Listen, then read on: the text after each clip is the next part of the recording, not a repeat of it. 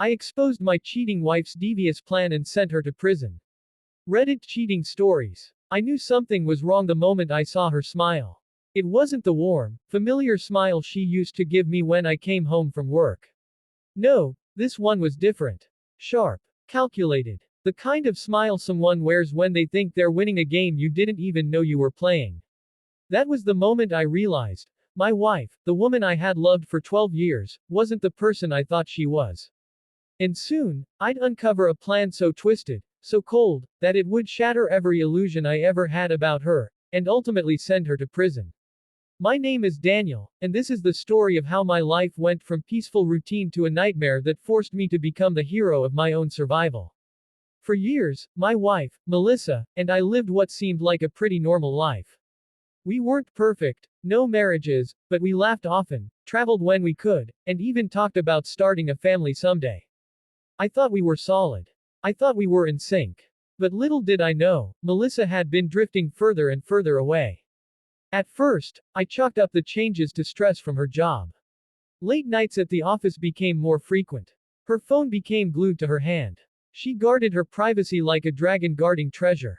I didn't want to be the paranoid husband, so I ignored the signs. Until the night everything changed. I had left my wallet at home and came back unexpectedly. When I walked into the house, I heard whispers, Melissa's voice, soft and shaky. I thought she was crying. But no, she was laughing. A flirty, breathless laugh I hadn't heard in years. I froze outside the bedroom door as she said, "Don't worry. He won't see it coming. He trusts me completely." My stomach dropped. I listened for another few seconds before I knocked on the door. She hung up immediately. She came out acting normal, but her face was pale. She asked why I was home, eyes darting everywhere but mine. Something in my gut told me that this wasn't just about cheating. There was something bigger, something darker, at play.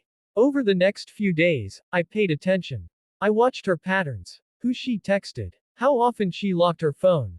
And on a night when she fell asleep early, I finally had my chance. I carefully took her phone and used her thumb to unlock it. What I saw made my hands shake. Her messages weren't from a lover, they were from a man named Carl. Someone I had never met. Their conversation wasn't romantic. It was strategic. Chillingly strategic. They were planning something involving my bank accounts, my business, and my name. The messages suggested forging documents, making false claims, even transferring assets into accounts under her name. But the worst part, the part that made me sit down because my legs went weak.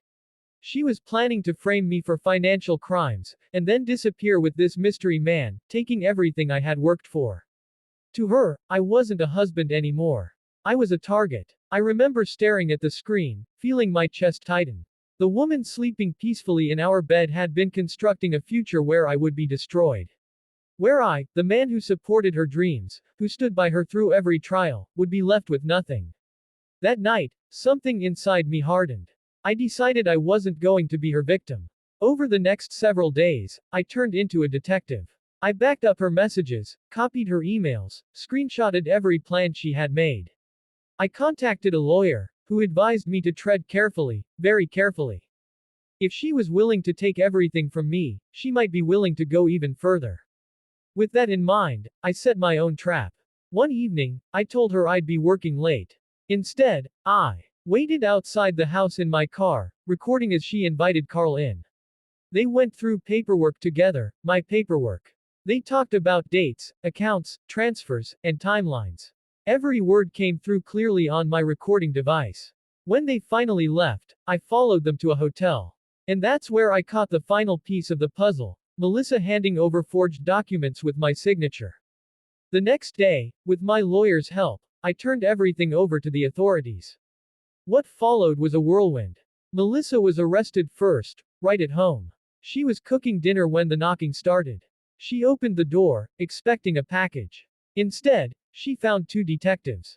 When they read her charges, fraud, conspiracy, identity theft, she collapsed. But the look she gave me as they put her in cuffs stayed with me forever. It wasn't remorse. It wasn't shock. It was hatred. Carl was arrested shortly after. He tried to claim Melissa manipulated him.